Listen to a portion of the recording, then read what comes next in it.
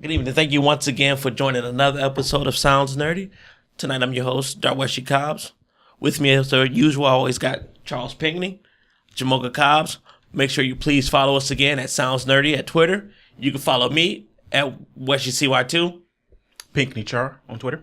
SN Jamocha on Twitter. All right, thank you again. Make sure you subscribe and like all of our videos that we posted. We recently posted a couple of videos out there we want you guys to take a look at, follow us, like us, because we also have a competition, not necessarily a competition, but a little giveaway we got coming up.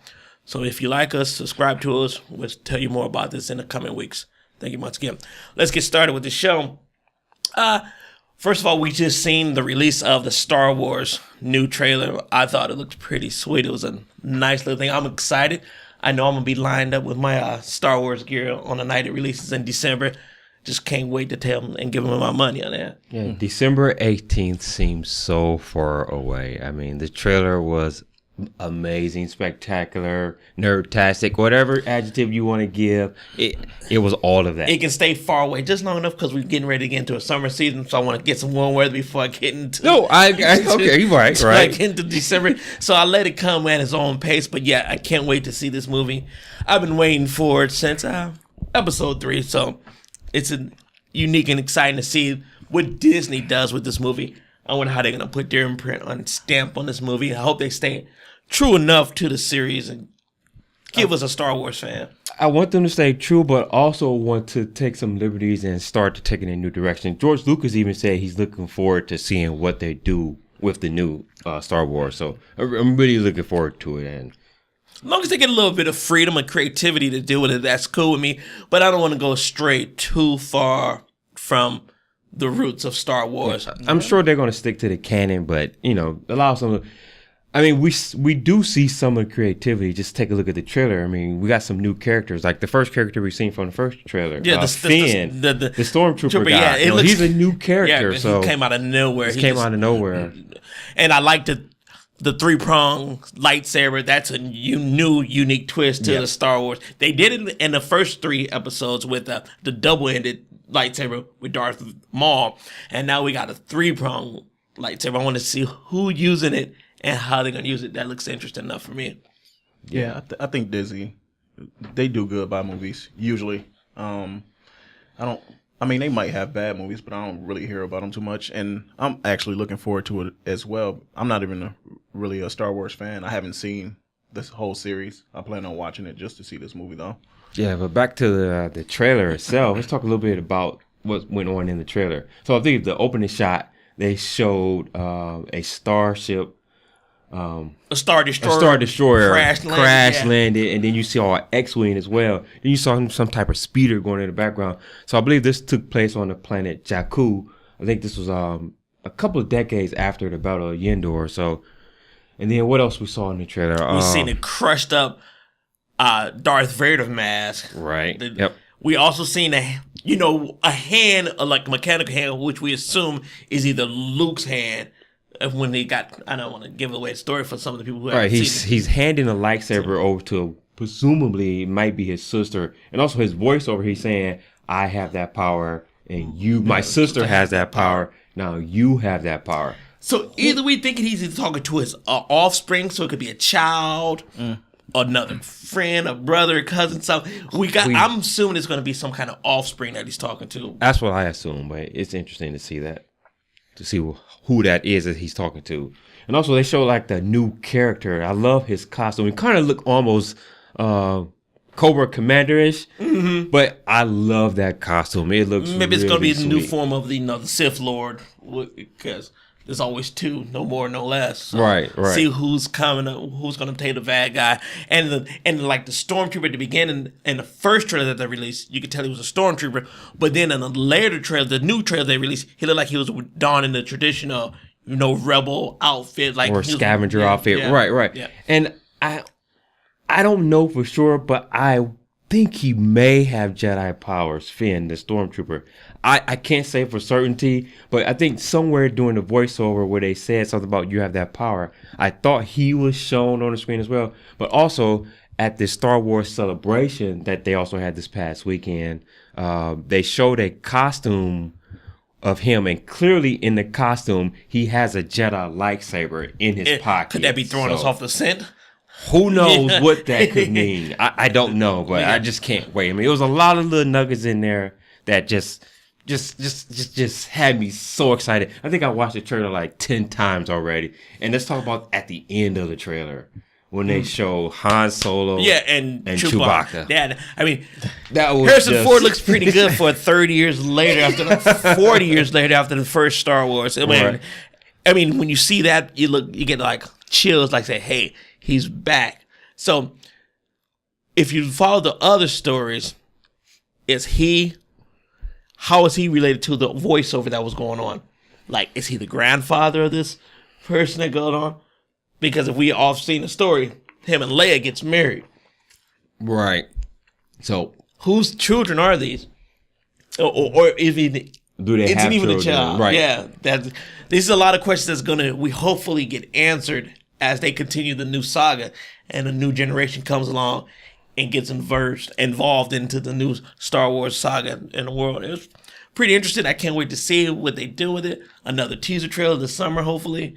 We get to see some more, especially around Memorial Day when the big movie blockbusters come out. Maybe they'll release another trailer and stuff like that. Did they commit to how many they were doing, Disney? I believe 7 and 8 is already scheduled. I have not heard anything about 9 yet. I'm not sure. It only makes sense. It only makes sense to be a trilogy. I mean, you have to. Yeah. So just to close the story along, keeping 7, 8, 9. Yeah, that would make sense. Milk those for another 30 years until the children have children, and then we get to see 10, 11, and 12 just to continue the story, because it's a great story as long as they keep it going and keep it cohesiveness and stuff like that. Also, we seen this week was the Batman versus Superman trailer. Yeah, I thought it looked kind of sweet and dark, and I like the costume so far. What I've seen for the trailers. Yeah, the Batman costume, especially the one at the end of the trailer, looked sweet. It looked mechanical. Mm-hmm. The eyes were glowing. I like the vibe. I'm not sure I'm feeling the glowing eyes on a Batman costume because it kind of covers up his real eyes. It takes away from that one iconic moment of Batman. Is all you see is his eyes or his face. Mm-hmm. So his bottom half of his face. So I don't know. I have to see. Like I said, I'm not really feeling Ben Affleck as Batman.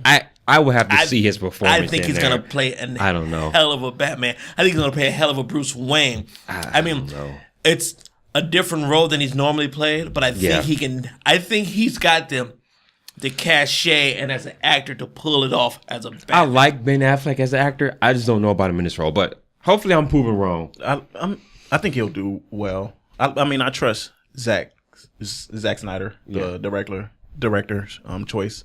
I think he'll do well. I don't think he's going to do horrible. And that Batman, I don't think the costume is the same throughout. I think he has different costumes. Yeah, I think that was just a quick snap of he might need this for like a nighttime fight or something like that. With the glowing eyes, it could be like night vision goggles built into it. I just think it's going to be interesting to see how they merge these two universes together. Batman and see the conflict between the two. Basically, main, protagonists in every story, how they're going to merge them together and see how they interact with each other. But I think Ben Affleck is going to play a good role. I think I don't know if he's cut out for it, but I think he can handle it and, keep the torch ready until they're ready to continue the Batman Begins saga with Christian Bale if they ever decide to throw enough money his way to do another one. Right. So Wonder Woman is supposed to make a cameo, or I think she's supposed to be in it. They already released who's going to play Wonder Woman. That would be my first choice of a Wonder Woman. I've got a person who I want to play Wonder Woman, and I think they would be hot in that role. Is Megan Fox. I think Megan Fox, Transformers. Yeah. I think she would play awesome Megan. I think for some reason I also thought of Olivia Munn. I think there was rumors about her as well, but I don't know. But we've seen her don the outfit, so people get that idea what it would look like. I don't know about her acting skills per se. Yeah, I don't know about Olivia's acting skills. Aquaman is another one I just read. It's supposed to be in there. Mm-hmm. This is going to be very interesting, to say the least. I'm excited about this. It's 2016. Yeah. So we got so a 2016. little bit of It's gonna time be good. wait. Also, one more trailer that released is the Star Wars Battlefront trailer. I mean, this game looks amazing. I mean, so the footage that they shown, let's just get this disclaimer out the way. This was EA, and they was saying, "Oh, this is all in-game footage." We know it's probably doctored up. I mean, it may be cutscenes. in-game footage, but it's pre-rendered. Yeah. footage, I thought it was so. just game engine footage. Yeah, but it's still didn't say pre-rendered. I don't think it's actual gameplay. Nobody's I don't controlling think this it's game. gameplay. I don't think it's gameplay. I mean, because it looks almost photorealistic. I mean, it looks that good. If it does, great. But I mean, knowing how technology is right now, that cannot be actual in-game play footage. So, but all in all, it still looks great. I'm looking forward to it. I want to try it. I want to play it. I haven't played a Battlefront in a while, so I'm really looking forward to this game. November 17th? Yeah. Is release date? November's gonna be a big month. You're gonna have the Call of Duty. You're gonna have Star Wars Battlefront. Metal Gear is coming out. Metal Gear. Who else typically release their November games? Battlefield comes out with one typically. Well, November. Battlefield already came out this year. Hardline. Yeah, hardly. Yeah, that's their big one for this year. And they might not. I don't think they're gonna do one. They're going to not, because DICE doing it, so they're Yeah. not going to, butt heads against that title. So, yeah, but November's going to be busy. This is probably going to be one of the headliners, so really looking forward to this game. Yeah, I'll definitely be checking it. And this is another reason I wanted to get involved in the Star Wars universe. Like, To see what the gameplay is like, understanding character roles of who they are. I mean, typically these take place outside of the normal, right? The guys that you see in the movies. These are like side characters and stuff like that you see. Right, but then in this game, though, they are going to have those core characters. Darth Vader is supposed to be in this game. Yeah, he made an appearance in the gameplay in the trailer. Yep, and somebody else that they said, but yeah, it looks like so much fun, and DICE is one of my favorite developers, so it's going to be a good game, I think. Yeah, we'll see how that turns out. All right, you're watching Sounds Dirty. Also, I want to talk about Mortal Kombat game just released. One of the biggest titles so far this year. No Mortal Kombat fans out there rejoice. This was like your Christmas. It came out. The reviews are coming out. The graphics look awesome on the game. The Mortal Kombat universe is Mortal Kombat as always. Yeah. I mean, sitting at an 83, I think, in Metacritic, so it's doing pretty good universally. yeah, and Ed Boon came out and said Critically. that this game is selling really well. He didn't give any specific numbers, but he said it's one of the best-selling games. So we'll wait to see the numbers. A lot of people were anticipating the Mortal Kombat. They wanted to see, the Mortal Kombat that we seen 9 or whatever they want to stylize. That's just Mortal Kombat 9. I mean, it was Mortal Kombat got you back into the old style of it, from the first 3 in the Super Nintendo and Genesis days. Kept you core to the roots. This one here seems like more of the same, back to the basics of pure gore, ass kicking. Yeah. Mortal Kombat.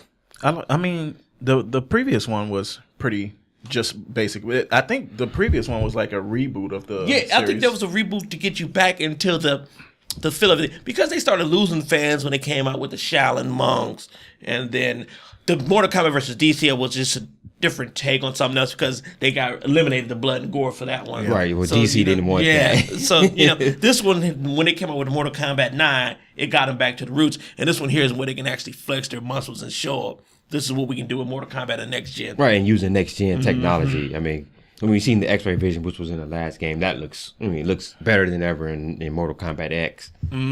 Yeah, I think I'm gonna check it out. I'm just happy that we're still talking about Mortal Kombat. It surprises me a little 20 bit years that later. that Mortal Kombat is still relevant.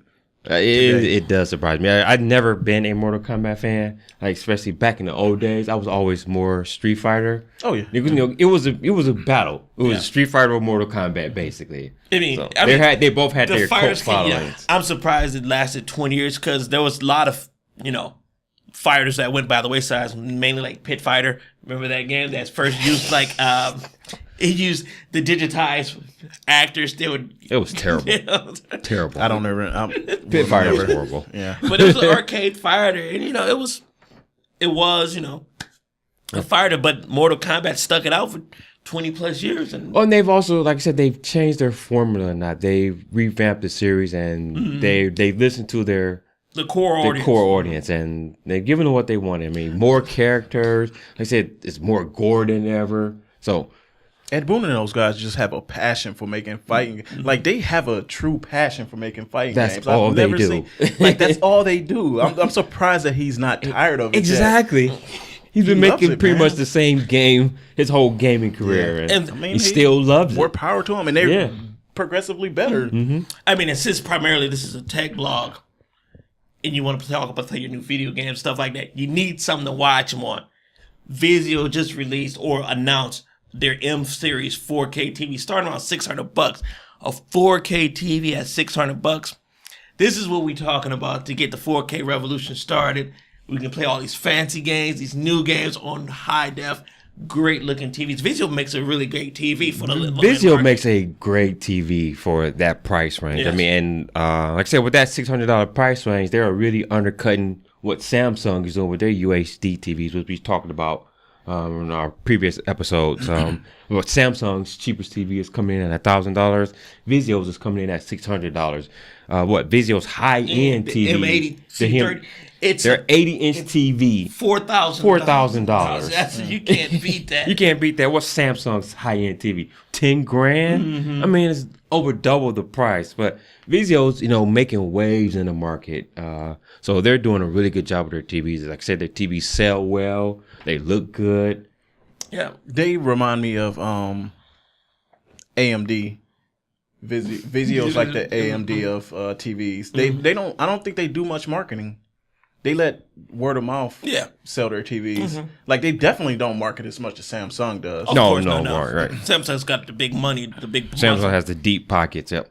and let people know. I mean, Samsung took over the crown from Sony in their TVs as far as marketing. Yeah. I remember we used to see the Bravias back in the day. Now you barely see one on TV. It's Samsung all day long. LG's trying to compete with them as far as marketing on TVs, but it's Samsung, it's the big boys. But this Vizio, so people keep an eye out. 4K TV, 43 inch, not a bad size. Not a bad size. That's Right. not bad. I was $600. just about to ask you about that. Right, if you want like a 50-inch TV or a 55-inch TV, you can get those for under $1,000 again. But like $999 for a 55-inch one, and 50-inch TV in their new M series is what, $799. So it's still very good And prices. then right now, and then those prices are going to fall quickly. Right, as once more time- TVs hit the market. Once Westinghouse makes their TV, he doesn't.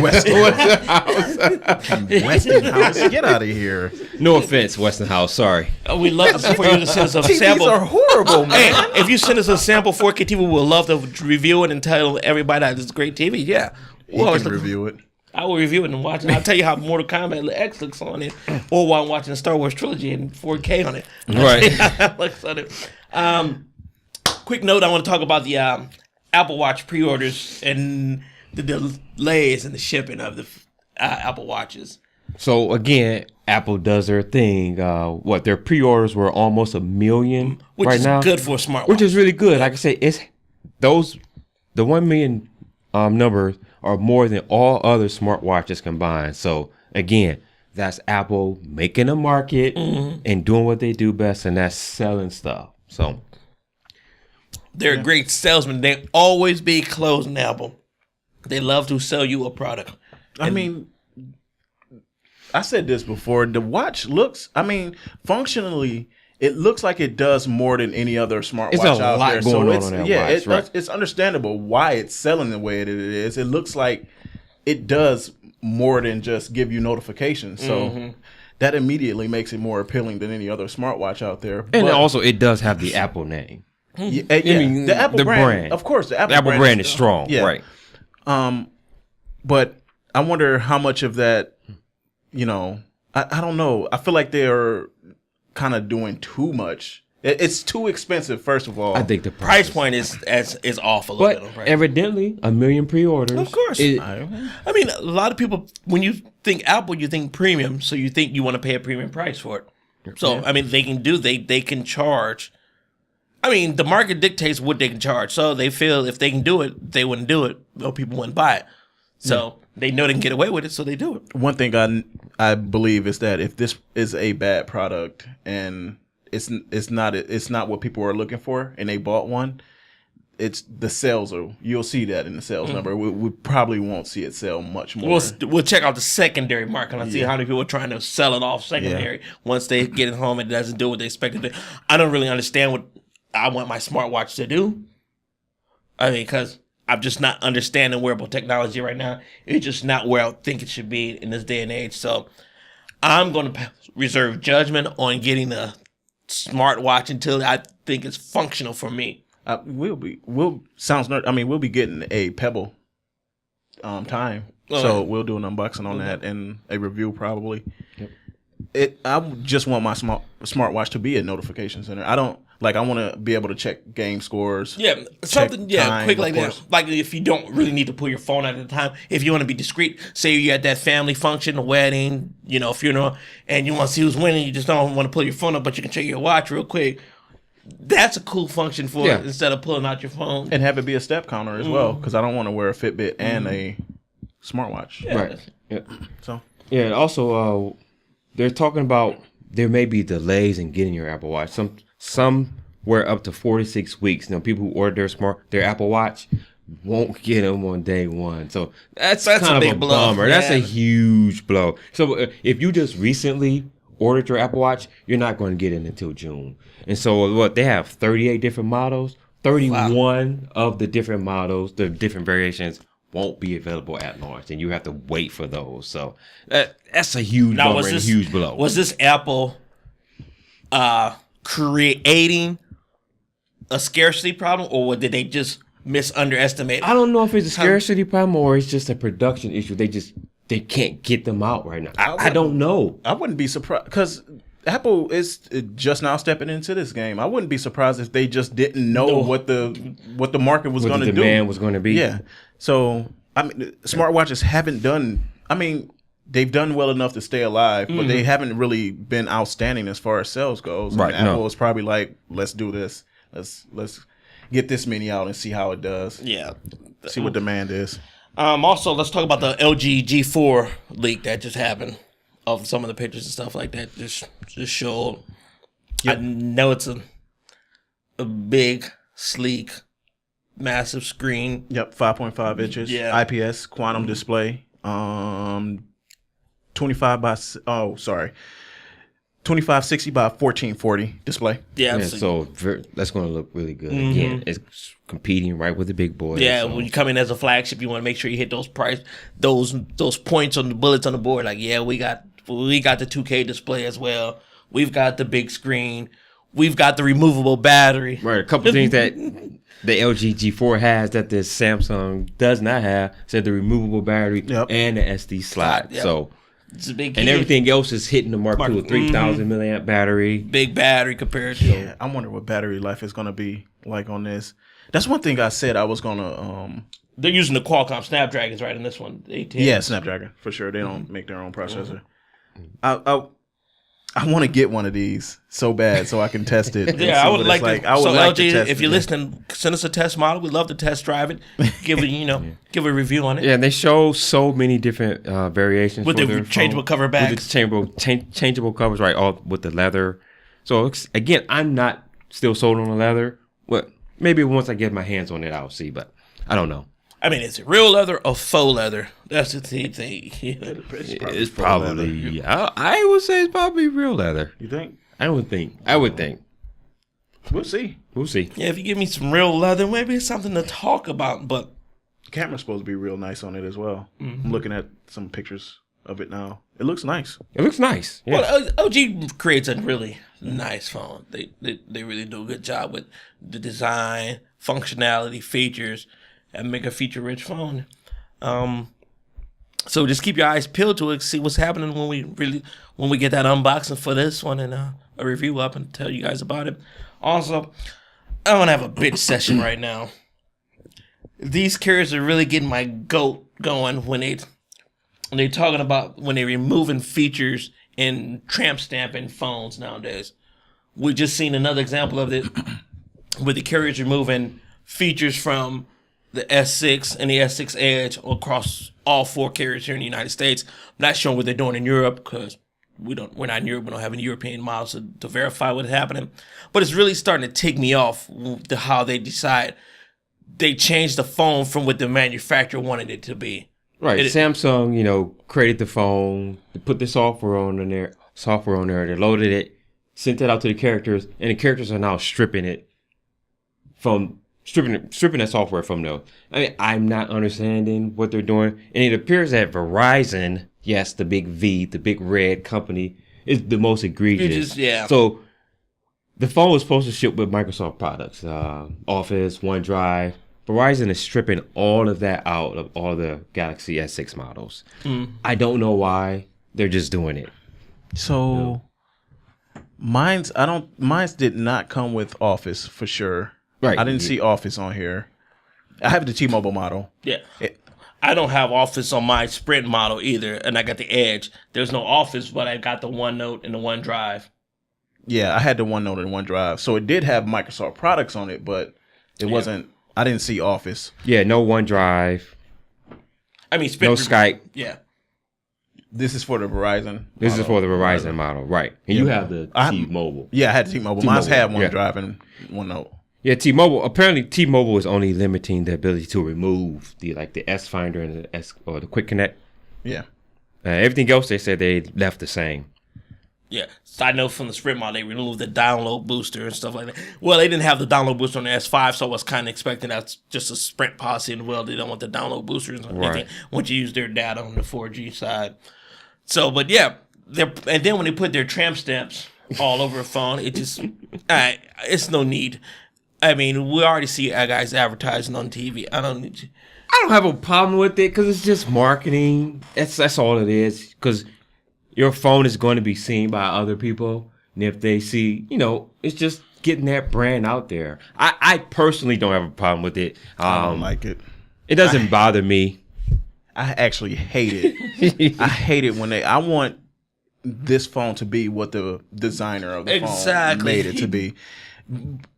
And the S6 on T-Mobile doesn't have a tramp stack. It just has the Samsung and the Galaxy S6 branding on it, which you is should expect perfect. it to have because Samsung made it and it's showing you which model it is. Yep. I'm fine with that branding right there. I don't want carrier branding on my phone. I know Verizon has a carrier branding on their phone. I think they have the Verizon and 4G LTE logo. I don't know about AT&T. I have not seen an AT&T S6 as of yet, so I don't know what they have on it. Mm-hmm. But if I had to imagine, if AT&T is the same AT&T as they were last year, they put their logo on there. And I mean, I guess you the big boys, you make the rules. If you want to put your phone on my network, you're gonna play a little bit. By my rules. Yep. But if it's a double-edged sword. If I'm the hottest thing on the block, you're not gonna put any brand on it. Like Apple, for instance, don't put any branding on their phone. Yeah, Samsung could have did it. They could have threw their muscle around and did the same thing with Verizon. I think they just didn't want to for some reason, or didn't. It's probably not even worth the hassle. Yeah. Right. So yeah, that's one of the big things I have with the carriers and their neutering phones the way they're supposed to be. Then they'll load their own bloatware and stuff like that. Stuff that I'm never going to use on my phone that I never even seen. I don't have these phones. I don't even understand why they put it on there, the bloatware. I'm sure they get some people to use them. Like some people who don't really get into smartphones, like us nerds, they probably see these apps and be like, "Oh, this might be useful," and start using them bitches. Right? Yeah, but I know I would never ever. Personally, I don't ever use any of them. If it's not something I can download myself or put on it, I'm never going to use it. That's preloaded on the phone. I've never used the preloaded app besides the phone, the dialer. The stuff that you expect to use on there. We want to thank you guys once again for tuning in to Sounds Nerdy. Like I said, please make sure you follow us all at Sounds Nerdy. Please like and subscribe us on our YouTube channel, Sounds Nerdy. You can follow me at WhatCY2. You can follow Charles at Pinkney Char. You can follow Jamocha at SN Jamocha. Out of all the shows we've ever done, this is the most recent. Thank you. Hit that like button.